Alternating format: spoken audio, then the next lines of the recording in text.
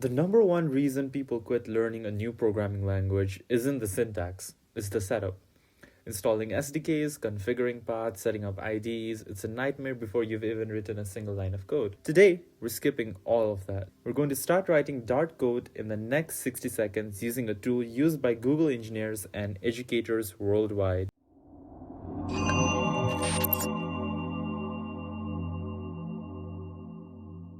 Welcome to the first episode of our complete Dart roadmap. Today we are exploring DartPad. This is your sandbox, your playground, and the tool we will use to master the basics without installing a single file on your computer. This is our roadmap. We have a lot to cover: variables, functions, control flow, and eventually advanced functional programming. But everything starts here, in the first box, DartPad. DartPad is an open source tool designed to remove friction. It compiles Dart code to JavaScript so it runs directly in your browser. This means that you can run code on a high-end Mac or a cheap Chromebook and it works exactly the same. Alright, turn off your mind and follow along. Open your browser and go to dartpad.dev. This link will be in the description. Let's tour our interface. It's clean but powerful. Let's remove all this code. On the left, you have your editor. This is where the magic happens. This is where you write all of your code. On the right, you have your console. This is where your output appears. Let's create a snippet. This is our main function. This is the entry point of your program. It's the ignition key for your car. Without it, nothing runs. Let's delete everything that is inside the curly braces for now.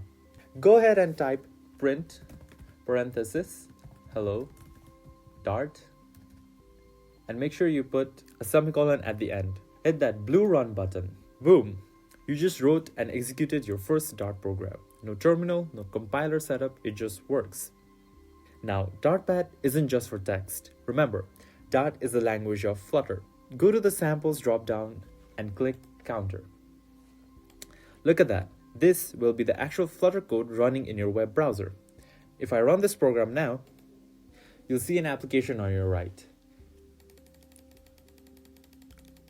This is why DartPad is incredible for testing widgets. You don't need an emulator or a heavy installation just to test a button design. You can do it right here. Let me come back here. Let me create a Dart snippet and go back to my original program. For example, if I wrote print, hello Dart, but forgot to add the semicolon at the end. Run this program. This is our last feature before we wrap up. What happens when you mess up? Dart has a built-in static analyzer. It catches errors before you even hit run. If you miss a semicolon, it tells you exactly what's wrong, right over here. It also acts as your documentation. If you click on the keyword like print, click on this question mark over here, the pane explains exactly what that function does. It's like having a teacher sitting right next to you. So, is DartPad perfect? No. For full apps, we will use VS Code or Android Studio later. But to learn syntax, it is perfect. In the next video, we're moving on to box number 2, variables. We'll learn how to store data, numbers, and text. Your homework? Go to DartPad, check out the sunflower sample, and just play around. Break things, fix things. I'll see you in the next video. Don't forget to subscribe, and don't miss the variables tutorial. Happy coding!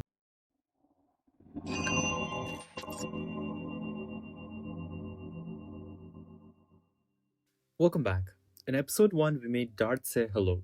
But real apps don't just talk, they remember. They remember your username, your high score, and your settings. In programming, we do this by using variables. Think of a variable as a labeled box in your computer's memory. We have a box name, we put something inside, and we can pull it out whenever we need it. Suppose John is one of the usernames that we need to save. So I'll save it in a variable called username, which acts as a box where I can store John and I can take him out whenever I need him. Now, Dart is the type-safe language. This means that you can't just throw anything into any box. You have to pick the right container for the job. There are 4 built-in types that you need to know. Int, which is short for integer. This is for whole numbers only. Next, we have double. This is for decimals or fractional numbers. Think prices or GPS coordinates. Next, we have string. This is for text. In Dart, we always wrap text in quotes. Lastly, we have Boolean, which is the simple switch that goes true or false. Now let's come back to our code. Let's delete all of the sample code on the left and let's start coding. So whenever you start coding in Dart, like I mentioned in the last episode, you start with your main function. Everything starts inside your main function. So let's do something. Let's create variables, give it a type, give it a name, and assign a value. For example, string hero equals to Batman. So this is a variable name, this is its value, and this is its data type. Now you'll see there's an error here. Well, not really an error, but a warning. And that warning is because the value isn't used anywhere. So if you create a variable and if you're not really using it anywhere, there's no point in creating a variable. So Dart just lets you know if you're not using a variable anywhere. Next, you can create an integer variable. So int level equals to, let's say, 10. So like level equals to 10. Level is an integer data type variable. The name is level and the value is 10. You can have health. You can have 50.0. So you can have fractional or decimal numbers in your double data type. And Boolean could be something like is alive equals to true. So this means that your character is alive. This can either be true or it can be false. Now remember, you cannot assign other values to data types that don't belong in those values. So for example, I cannot give Boolean a value like Superman because Superman will be a string value and this is a Boolean data type. So it always has to be either true or false without quotes. Let's try printing this. So to print it, simply give in the variable names hero, level, health is alive. So if we simply run this, you can see all these values in the console printed.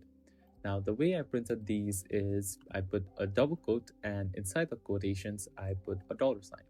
So if I put hero instead of $hero, what do you think will happen? Instead of printing Batman, it will simply just print hero. So a $sign indicates that this is a variable that I want to reference. So $hero would be saying that I want to reference the variable hello and I want to print the value inside the variable and not the name itself. Keep in mind of the semicolons. Each time we finish labeling a box, we end with a semicolon. It's a law in Dart. So after the end of each statement, make sure that you're adding a semicolon. One pro tip before we go. Sometimes you want a variable that never changes, like your birth year, your API key. If you put the word final in front of your variable, you are effectively putting a padlock on that box. If you try to change it later, the program will crash. This makes your code safer and faster. So for example, if I delete all of this and I put a final variable, the name country, and I put in Nepal,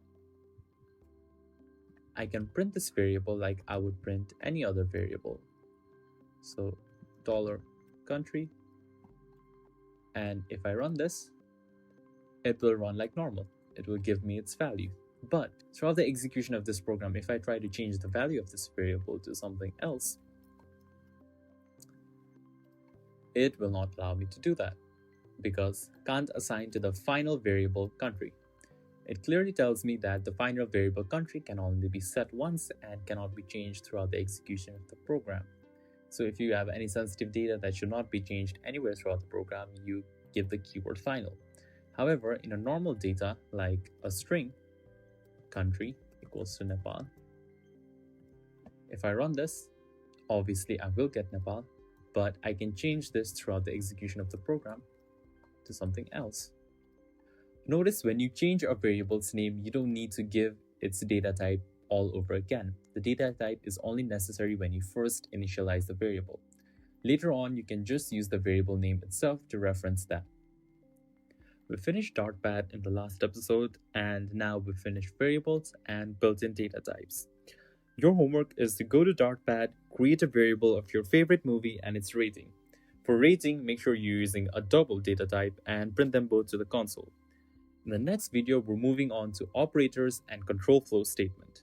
We're going to give our program a brain so it can make decisions. See you in episode 3. Happy coding. Welcome back. In the last video, we learned how to store data. Today, we learned how to use it. To build a real app, your code needs to be able to do math and make decisions. We do this using operators. You already know the basics: plus, minus, multiply, and divide. But in programming, we also have comparison operators. These ask questions like, is the user's age greater than 18? Or is the password equal to what we stored? These questions always return a boolean, the type that we learned before in the previous episode with the help of a diagrammatic switch. Boolean always returns true or false. This brings us to control flow statements. Normally, Dart runs code like a waterfall, top to bottom. But with an if statement, we can create a fork in the road. If the condition is true, Dart chooses one path. If it's false, it chooses the other path using the else keyword. It's exactly like choose your own adventure books, but for computers. Now let's make a security gate program. Follow along. Let me start off with our main function, void main. Inside our main function, I want this program to basically check the drinking age of a user and tell me if the user should be allowed entry or not. Firstly, we need our user's age. So we want to store that into a variable. The way we do that is with the int keyword, user age equals to, let's say, 20. Next, we want the drinking age. So our drinking age should be 21. So our user age is 20 and our drinking age is 21. Now we want to print entry granted if the user is above the drinking age or equal to the drinking age, and we want to print entry denied if the user is too young. So the way we do that is using control flow statements.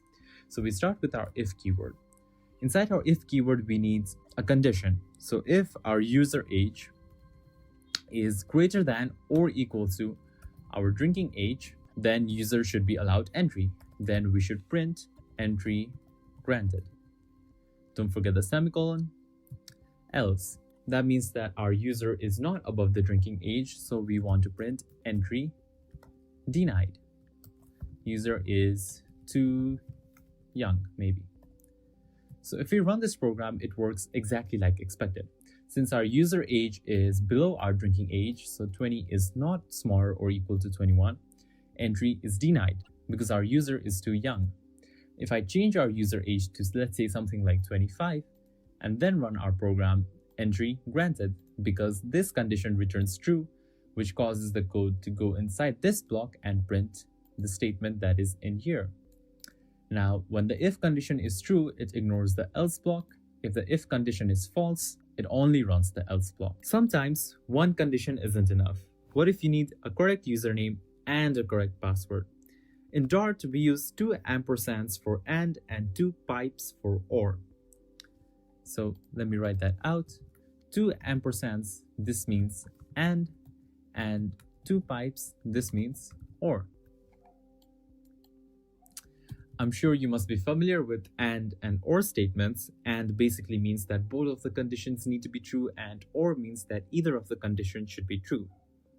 This allows you to build complex logic, like checking if a user is a premium member or a user has a discount code before showing them a price. Let's see this via an example. So if I want to make tea, I need both tea leaves and I need water. But sugar is optional. Let me create 3 Boolean variables.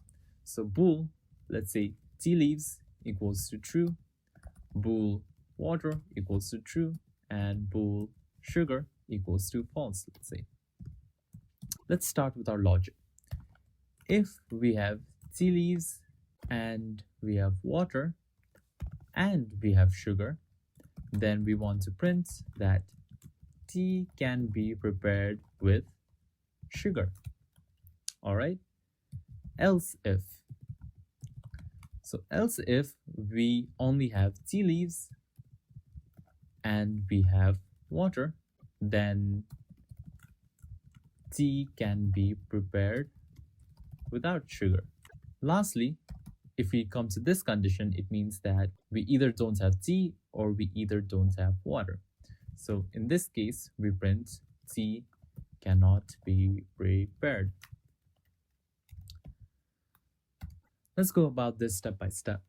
So firstly, if we have all tea leaf, water, and sugar, then tea can be prepared with sugar. The other condition that we have is we have tea leaves and water. So even if we don't have sugar, with just tea leaves and water, tea can be prepared without sugar. And our last condition is if we don't have tea leaves or water or sugar. So in that case, tea cannot be prepared at all. So in our first case, tea leaves and water is available to us. So this print statement should be executed. And so it is. If we turn all of these to true, so all of these are true, then this statement will return true and this print statement should be executed. And it does. Now, if either tea leaves or water is false, then the bottom statement should be printed out. Tea cannot be prepared at all because you need both tea leaves and water to prepare tea. This was an example of AND statements and combining else if chains to make complex logic in your programs. You can also use OR logic in a similar way. Let's give a day. So string day equals to, let's say today is Monday. In our if statement, if day equals to, so equals to is how you check. It's your comparison operator. So if you're checking against a variable, you put a double equals to.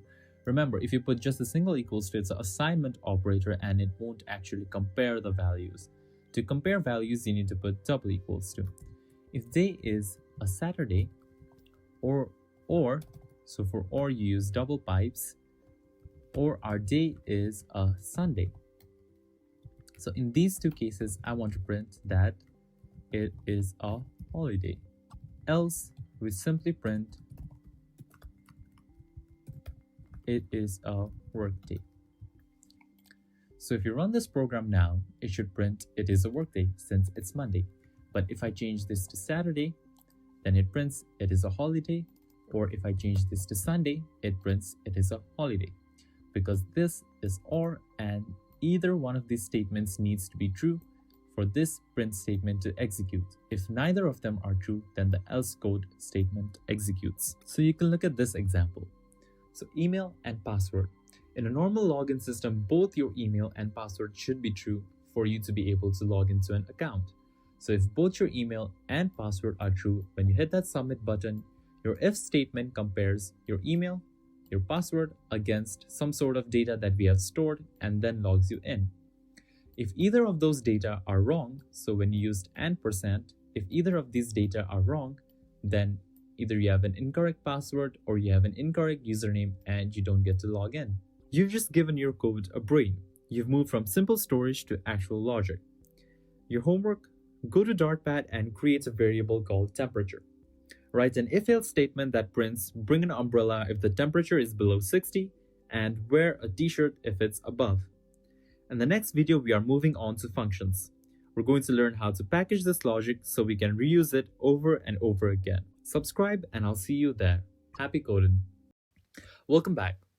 Up until now, we've been writing code line by line. But what if you have a complex calculation that you need to use 50 times in your app? You don't want to copy-paste that code 50 times over and over again. Instead, we build something called a function. Think of a function like this juicer. You give it an input, an apple, the machine performs a specific task, and then gives you back a reward, which is your juice. In code, we call these inputs parameters, the results a return value.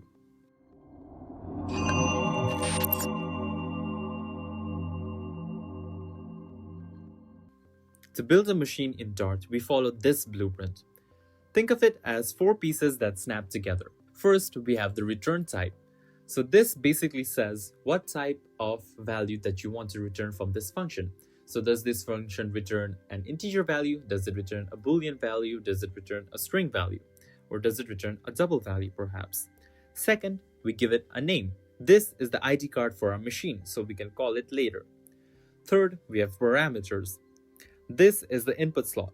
This is where we drop in the raw materials like a user's name. And finally, the body. This is the factory floor. Everything inside these curly braces is the actual work the machine performs before it hands you back the results. Let's build a greeting machine. Follow this syntax. We want a machine that takes a name and gives us a full statement. So firstly, this time we don't start inside the main function because we're making a function of our own. Now, our function returns a greeting, so it returns a string type. So our return type will be a string. Then next we need our function name. So our function name could be something called makeGreeting. Inside these parentheses, we need our raw items. So what the function needs to proceed with its purpose. What does this function need? To greet somebody, you need their name. So simply, this function needs a name. Now, what data type is that name? That name will also be a string data type. Then we have our function body. Inside our function body, we want to return something. So basically, we need to return hello name. This would be our greeting. So we need to call this function first. Let's call this function by simply calling a print statement. Then call this function by its name and pass in a name. So John. Make sure to add that semicolon and let's run it. Look at that. We defined the makeGreeting machine once. Now, whenever we need a greeting, we just call it by name. So if you want to greet another user, instead of writing all of this code all over again, you simply give it a name and the function will do its job. So what's happening? Firstly, when you're calling this function, calling a function is simply taking its name and giving it the arguments necessary. Now, what are arguments? Arguments are the actual values that are sent to the function. So in this case, John is an argument. What is a parameter? Parameter is what a function expects from you when you call it. So name is a parameter that it expects when you call it. John is an argument that we send into that parameter. What does the function do? It returns something. So a return statement basically replaces this with whatever is inside here. So we're returning hello $name inside the function. You're calling this function, you're supplying the argument John. It takes that John, puts it into the parameter name, and uses that name throughout its body, modifies statements to your liking. Now simply when we type in Sarah again, this is passed as an argument which gets stored inside the variable name and it simply returns hello Sarah. What does the print statement do? It simply takes whatever is returned and then prints it out to the console. In modern Dart and Flutter, we like to keep things clean. If your function is only one line long, you don't need the curly braces or the return keyword. We use the fat arrow syntax. It looks like an equal sign and a greater than sign, but it basically says this function returns whatever is on this line. It turns a 4-line function into a 1-line code. You'll see this everywhere in the Flutter UI code. Now don't be overwhelmed. It's perfectly fine if you don't get Lambda functions off the pad. But this is just something that you can come back to and look over once you're familiar with this concept. So in our traditional function, you need a long function like this. But a Lambda function is short, 1-line function that runs a very small piece of code. So in our case, instead of typing all of this, we simply shorten this using the Lambda function. To shorten this using the Lambda function, simply type string. Then you have your greeting function's name, so make greeting, whatever the function's parameters are, string name, then type an equals to sign and a greater than sign, and simply type what the function is supposed to return. So hello $name. Make sure to add the semicolon at the end. Now I'm getting an error because this function has already been defined. Let me remove the function on the top. And this function will work exactly the same as the previous function, except this time this function is only 1 line long and it is very short and keeps your UI clean. Functions are the building blocks of every app you will ever create. Now, for your homework, go to DartPad and create a function called calculateArea that takes a width and a height in integers and returns the area in integers. Try writing it once with curly braces and once with a fat arrow. In the next episode, we're going to talk about lists and collections and how to manage hundreds of variables at the same time. I'll see you in episode 5.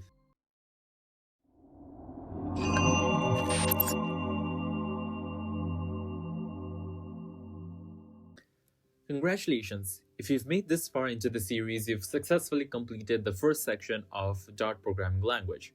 So now you have a basic idea on what DartPad is, what variables and types are, some basic if-else statements, and using functions and Lambda functions. Welcome to section 2. You've mastered the core mechanics of Dart, now it's time to actually build systems. Up until now, we've used one variable to store one thing, but real-world apps handle collections, shopping carts, news feeds, lists, or friend lists. You don't want 100 variables for 100 items. you want a list. Think of list like a train. The variable name is the engine, and the data is stored in the couple of cars behind it. In Dart, we create this train using square brackets. But there's a catch. Computers are weird. They don't start counting at 1, they start counting at 0. So the first car is your train index that is at 0. If you have 3 items, your last item's index is 2. Remember this, or your app will crash when you try to find item 3 that does not exist. So your first item is always index 0, your second item is index 1, and so forth. So even if you have 3 items, you never have the third index because your third index is always 2. Now, if you have 1,000 items in your list, you aren't going to print them manually. You use a loop. A loop is like a repeat button. It tells the computer, go to the first car, do something, and automatically jump to the next one. It keeps going until it hits the end of the track. It turns hours of manual work into milliseconds of automation. Now, let's follow the pattern. We're going to build a grocery list and let the computer do the talking. Let's delete our code from the previous episode and start. So this time we will be starting inside the main function. Inside the main function, I want to create a list. So there's 2 things that you need to remember while creating a list. Firstly, obviously you need to state the data type, that is list.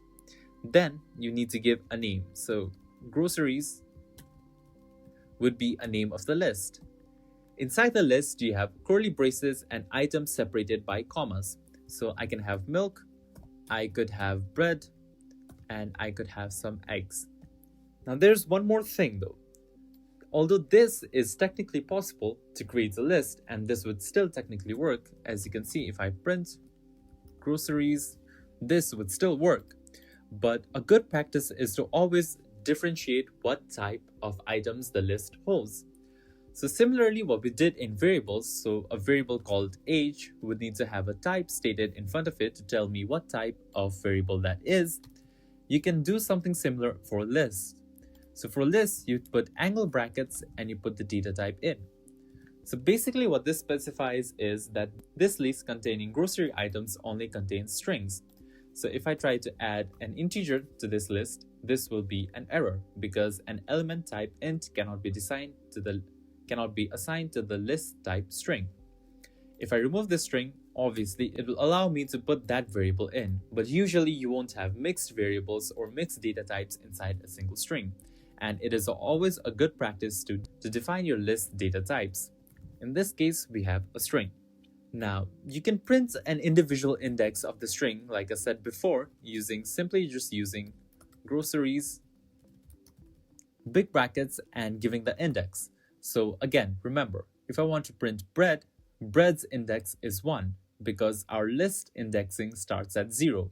Milk is 0, bread is 1, and eggs is 2. If I want bread, I will pass in 1.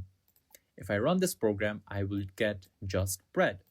But what if I want to print all the items?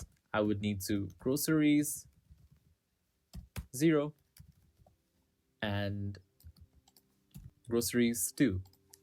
Now this clearly works when you want individual items, but what if this list was thousands of items long?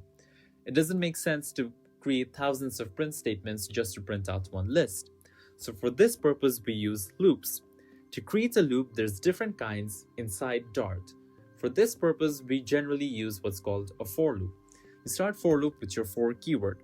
Inside the for keywords, you want a variable. So you want a variable called item. This variable's name could be anything. Let's say item.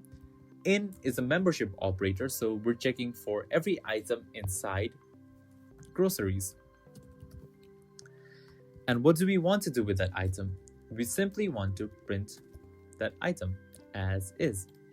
So if we print this, we still get milk, bread, and eggs. So what is this piece of code actually doing? It literally reads like English. For every item inside groceries, print this message. We didn't have to tell it where to start, where to stop. Dart simply just sees the list, sees the loop, and handles the rest. We wrote 3 lines of code that could handle 4 items or 4 million items exactly in the same exact way. That is the power of lists and loops. You've given your code the muscle to handle big data. Your homework is go to DartPad, make a list of 5 numbers, and use different kinds of loops that you can find in the Dart documentation to print each number multiplied by 2. In the next video, we're building the blueprint. We're going to learn about classes and objects so we can create our own custom data types. I'll see you in episode 6.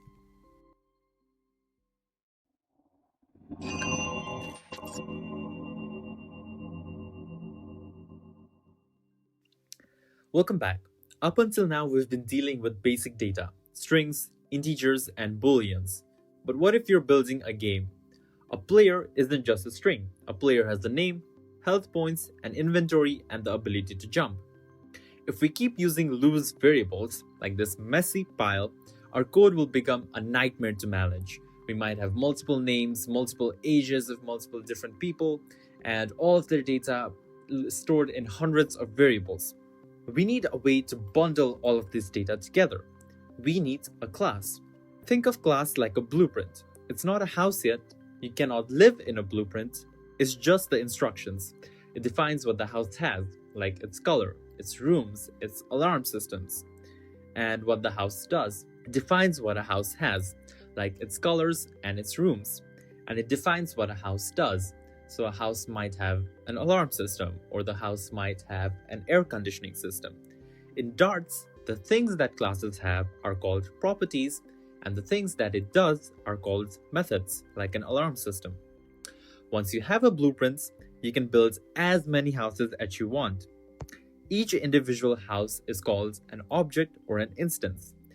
One house could be red, the other house could be blue. They are separate objects, but they are made from the same DNA, the same blueprint. They all have these properties, but they have their own individual values and own individual behaviors for those properties. Now let's go with this. Let me remove all the code from our previous episode and start. We will be starting outside the void main function again, simply by creating a class. When we create a class, we need to do a few things. We need to give it a few properties and a few methods. So a property a user could have is name. So a user can have a name. What else can a user have? They can have an age. The next thing that we need is called the constructor. The constructor is basically like a builder for your house. Whenever you build a new house from a blueprint, what are the things that you need? How many rooms the house has, how many doors you want the house to have, how many floors you want the house to have. So every house needs to have rooms and floors, but whenever you create a new house, you want a specific amount of those. So the function that handles that specific amount is called the constructor. Now this all falls under object-oriented programming, and since Flutter primarily uses object-oriented programming, this is very important. But don't be scared. At the beginning, object-oriented programming may seem daunting, but as you get the hang of it and as you practice more and more, it gets pretty easy. We need a constructor for every class that we create. This is universal in all programming languages, although syntax might differ. So to create a constructor for Dart, we simply use the class's name. Inside the class's name, we put a parenthesis and we put this.name, this.age. Then we can have a function or a method inside our class. So what does it do? It could have a function called, say, hello, that simply just says hello. Print, hi, I am name. Then we go into our void function, and to make an object out of our class, so to create a house out of our blueprint, you simply pass in the data type of the class's name. So previously, when creating variables, you would create a variable in such a way. When creating a variable, this part of the statement is called the data type. But when creating an object, your data type will be your class's name. Following your class's name, you want your object's name. So player 1, for example. Then you want to create an object simply by passing in the class's constructor, which is this.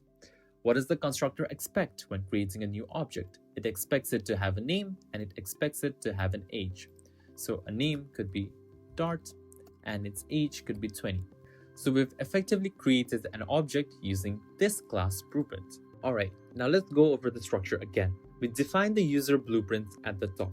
The user, this.name, and this.age part is called constructor. Think of constructor as a construction crew that takes in the raw materials and builds the object. Down in the main function, we created player 1. Then we create player 2 in the same exact way. This name could be Flutter and he could be 25 years old. So I created player 1 and player 2. Even though both of them came from the exact same user blueprint, they are different, unique individuals. When we call different functions, so you can call a method, so player1.say hello, and you could call player2.say hello. If you run this program, you will get hi, I am Dart and hi, I am Flutter. When we call .say hello, they know exactly who they are even though they're two different people. Player 1, when creating a player 1 object, it uses this blueprint to create an object of its own. Now inside player 1, it has a name that is Dart and it has an age that is 20. Inside its void say hello method, it prints hi, I am name, which is Dart. But inside Flutter, it simply just uses the same exact blueprint and creates an object for itself. So for player 2, its name is Flutter and its age is 25, and inside its void say hello method, it prints hi, I am name, which is Flutter. So using the same class, I can create multiple different objects to have the similar or exactly the same properties. This is very useful while creating games or while creating user management systems, because when creating games, you want all the players to have similar properties or the exact same properties just with different values. Classes are the secret sauce of Flutter. Every button, every text, and every screen that you see in an app is actually a class. You've just leveled up from writing scripts to almost building systems. Your homework for today is to go to DartPad and create a smartphone class. Inside the smartphone class, give it a model and a battery level property and a method that prints charging the phone's name. In the next video, we're going to take these objects and learn how to process them using functional programming. I'll see you in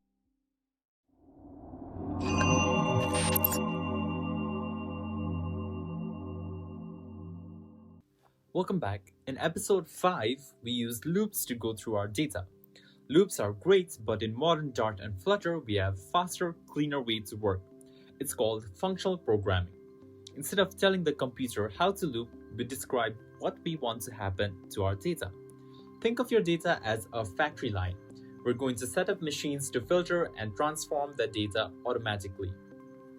Firstly, there are 3 machines that you need to know. The first machine is called the filter. So in this case, our original list has a bunch of circles, a bunch of stars, and a bunch of rectangles. What does the filter do? Our filter simply, as the name states, filters. This machine looks at every item that the list provides and asks a question. So every single item that the list provides goes through this gate where it asks a question. If the answer is true, then the item stays. If it's false, it's tossed out. So the question that this gate is asking is whether the item is a circle.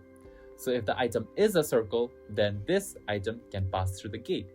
If the item is not a circle, so if it's a star or a square, it gets tossed out of the line.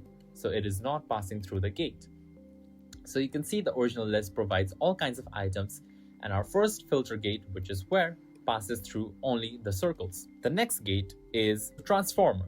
This machine takes every item that made it through the gate and then changes it.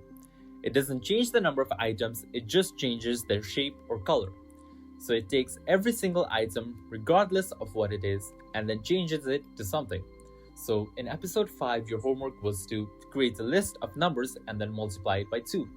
Map can do this easily. So it takes every single number that the list provides and simply just multiplies it by 2. So it's changing every single item. So this could be 2, this comes out to be 4, this could be 3, comes out to be 6. Finally, we have our ending list. Dart's functional tools often return something called an iterable, like a ghost list. We use the .toList to pack it all back into a physical list that we can use. So everything that we got, we can all pack it back into a list that works exactly the same as our original list to use. So this is the final picture. Let's start in this program that we created last time. Inside the void main function, I want to create a list. Inside the list, I want a bunch of users. So this is a way that you can create a list of objects from a class in one step. Remember that inside the angle brackets of list, you pass in the data type. But instead of the data type, if you pass in the class name, then you're creating objects of that class. Let me create objects of the class user and store it into a list called users. Inside the list, we create different users. So to create a user, we call the constructor method of the class. So let me say Alice, maybe he's 20, and let me create a few more objects using that class. Alice, Bob, Max, Charlie, and Mary. Let me give them a bunch of ages. Now let's go through the functional chain that we looked at earlier. So you might want to slow this down if you're not getting it up to speed as is. So we're creating a variable. var basically creates a local scoped variable that can be accessed only inside this function. I want to give it a name called adults. Inside adults, I want to unpack from the list users, and I want chain dot where. So from the users list, I'm looking at dot where filter. So dot where filter, the user is,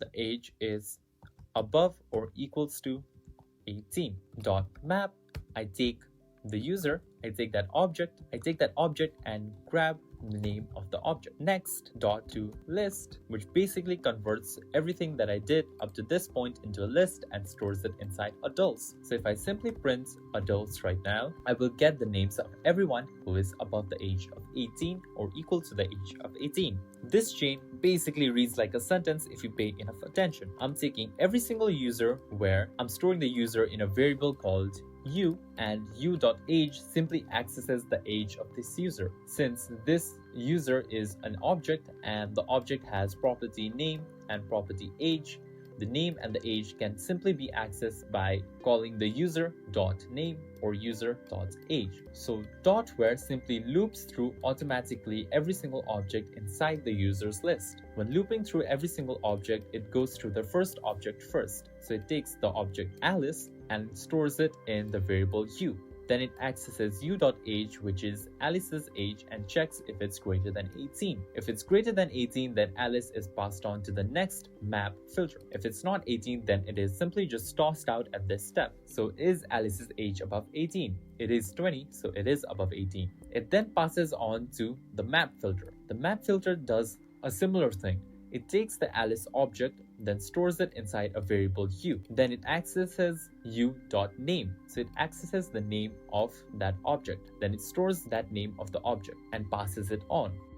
Then we reach the .toList. It simply converts all the data that we've acquired throughout these steps into a list and then stores it inside adults. Now remember what .where and .map did. You can go back in the video and look at it to make this step clearer. In the end, we end up with a list that goes over every single age existing inside our original list and returns the name of those single instances. Functional programming makes your code shorter and much harder to break. Although it looks very complicated at first, I'm sure that you will get it once you go through the documentation once or twice or replay this video a few times. Once you get used to this chain, you'll never want to go back to manually looping through each statement. Your homework today is to create a list of numbers from 1 to 10. Use the .where to keep only the even numbers, and then .map to square all the even numbers, which is basically just multiplying them by themselves. In the next episode, we tackle the most important concept for mobile applications, the wait game. We're talking about async and await. I'll see you in episode 8. Make sure to subscribe and keep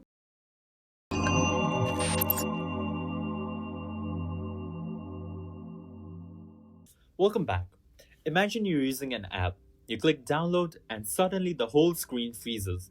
You can't scroll, you can't click back, and it's like the app died. This happens when we write synchronous code for tasks that take time. The app is stuck on one line of code waiting for the internet to respond. In Flutter, a frozen app is a deleted app. What we need to say, Go do that task in the background and let me know when it's finished.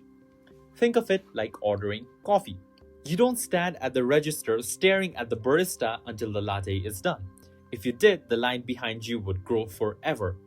Instead, the barista may give you a buzzer. You go, you sit down, you check your phone, and relax. The buzzer is what Dart calls a future. It's a promise that something will be delivered later on. When the buzzer goes off, you await your coffee and then continue throughout your day. This is your UI thread. It's responsible for every single swipe and tap that the user does.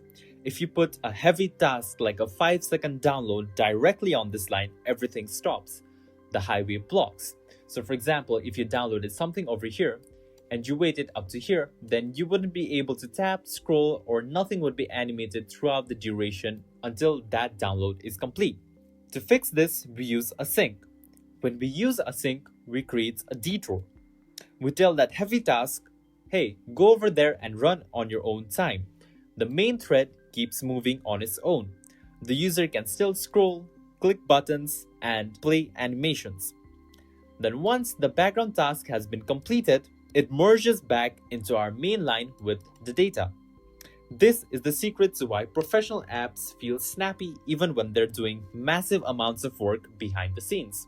Watch how we handle time. We use two keywords, async and await. Let me delete all of the code from our previous episode.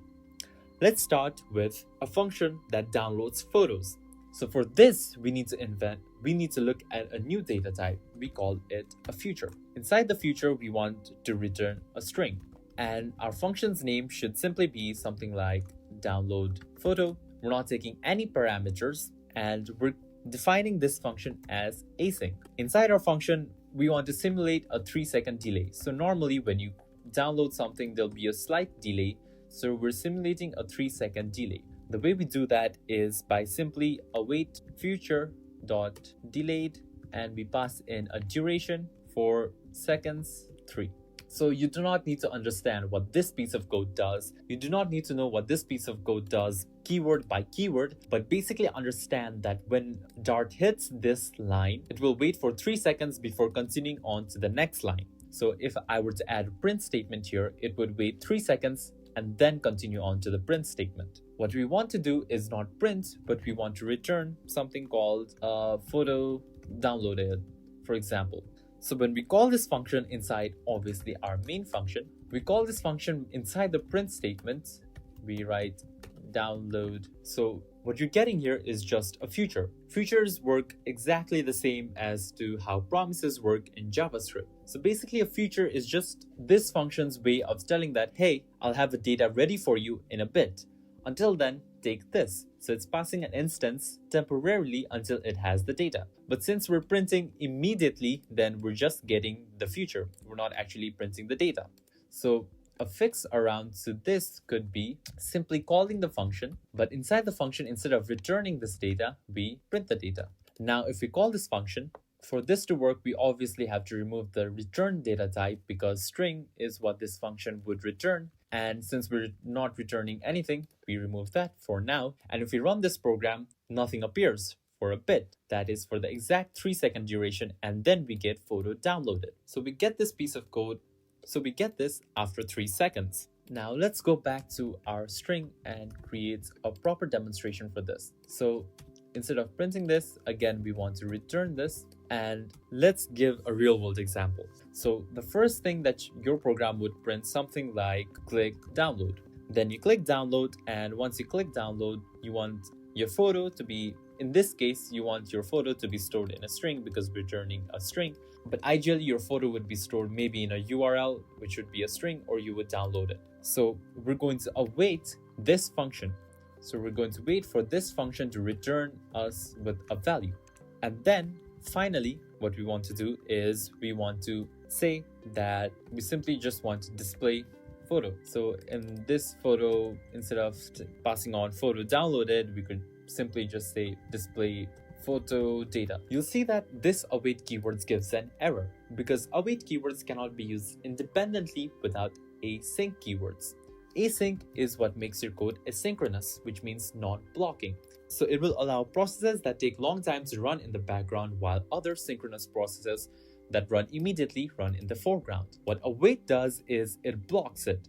So it blocks this piece of code, meaning it waits for download photo to return something before continuing on with this program. If I did not await here, this would simply skip downloading photo, print display photo, and then try to download the photo. So if I run this program now, firstly we get click download. After a 3-second delay, we get display photo data, which is this print statement here. Let's go over that. Inside the main function, we added the async keyword so we can use await. When this code hits the await download photo, it pauses this specific function, pauses everything, but it keeps the rest of the app alive. So everything else that may be running in any other function will be kept alive. 3 seconds later, this data arrives and we move on to step 2, which is displaying the data. But what if the internet fails? In the async keyword, we wrap our code in a try-catch block. If we try to get the coffee and if the machine is broken, we catch the error so the app does not crash. It's like having a backup plan. So in case that this photo fails to download, we don't want to crash the entire app. So we simply put this in a try-catch block. So we try to download this photo, and if that is not possible, then we catch the error. We catch the error into the variable e, and we simply print the error. Now this statement needs to go inside the try-catch block, and there we go. If we run this program, it will run like how it did right before this. But the added functionality is that we have error handling. So in case that this function was not able to return this data, the catch block would catch the exact error that went wrong, and it would print that error out. It would print that error out and continue on with the program without crashing the entire application. You've now looked at the art of waiting in Dart. Your apps will now feel more smooth and professional when you finally start coding them. Your homework for today is to go to DartPad and write an async function that simulates logging in. Give it a 2-second delay, print checking credentials at the start, and welcome users at the end. In the final episode of this series, we go to the absolute limit, isolates. We're going to learn how to run 2 things at the exact same time using multiple CPU cores. I'll see you in the final episode.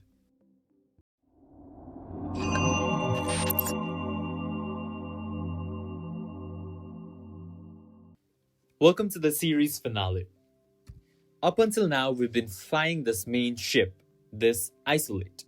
This is where your UI lives. This pilot is responsible for every button tap, every scroll, and every animation. In the last episode, we used await to pause the pilot while waiting for data. But what if you need to do something heavy, like compressing a video or calculating a billion numbers? If you bring that heavy machinery into this cockpit, the ship becomes too heavy to steer. Your app stutters, frames drop, and users get angry. We can't do the heavy work here. This is how Dart solves the problem. We spawn a second ship, called a worker isolate. In Dart, these ships are completely isolated, which means there is no shared memory amongst them. This cargo ship has its own memory and its own event loop. It can grind its gears and overheat doing heavy math, and the pilot in the UI won't feel a thing.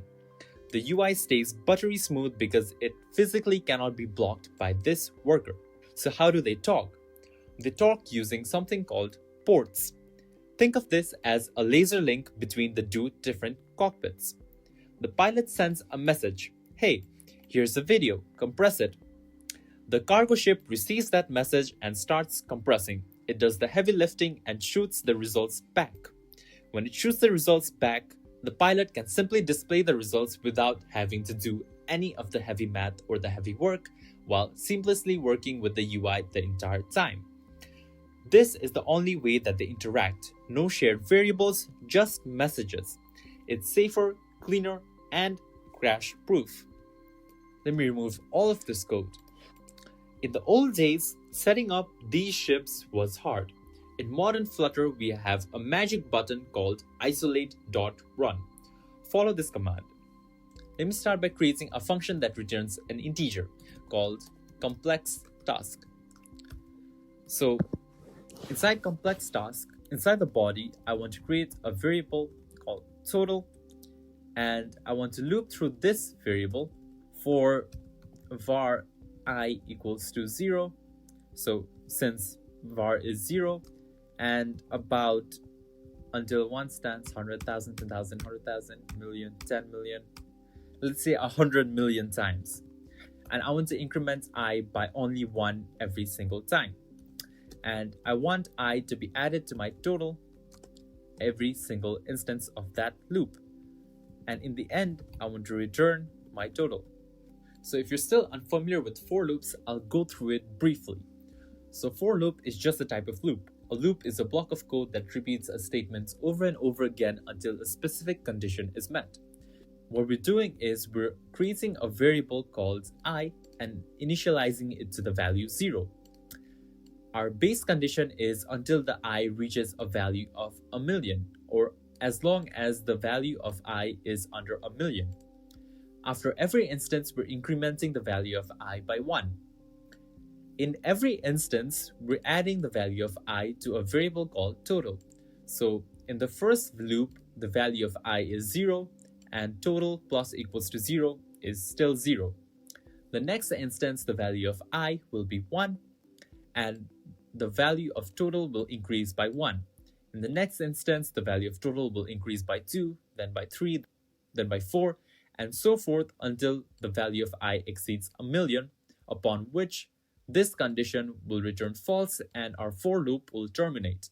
After our for loop terminates, it will return the value that is stored in total. Now, as you can probably guess, this is a very heavy task, and if we were to do multiple tasks like these in our front end directly, our app would be very laggy.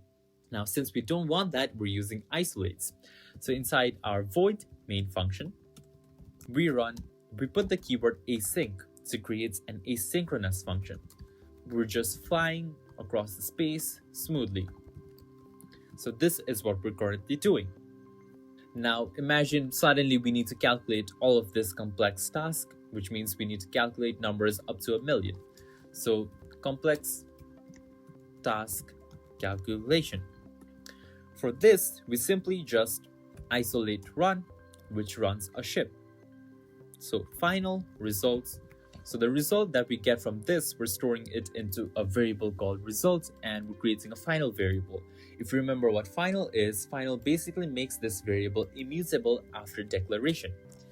Equals to await, so we're waiting a response. We're waiting here until we get a response from this. Isolate.run and the name of that function, complex task. Finally, we print UI ship received results, and we simply print the result. Since DartPad does not actually support isolates because isolate is such a complex task management system, I'm using Android Studio to do the exact same thing. So it works exactly the same in the Dart programming language, but DartDev is just an online compiler and it has its limitations. So I'm running the exact same code in Android Studio. This works exactly the same how it would work in a production environment or a development environment on a live server or on a live application. So if I run this program now, ignore everything on the top here, but you can see that we're flying smoothly and the UI ship receives the results 1,000,000. With just that one line, isolate.run, Dart handled everything. It built the second ship, sent the task over using the laser link, waited for an answer, and then destroyed the ship to save battery. The pilot never stopped steering. So our main application never stopped running. It simply isolated this task so that it could run separately.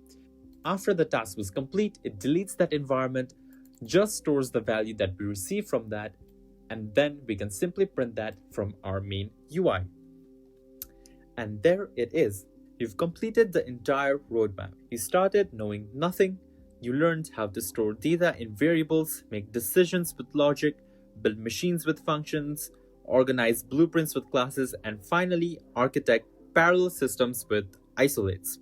You're no longer learning to code. You are now closer to thinking how a software engineer thinks. Now your final mission is just to take a break. Congratulations! And when you're ready, join me in the next series where we take all of this logic and start actually building a beautiful mobile application with Flutter.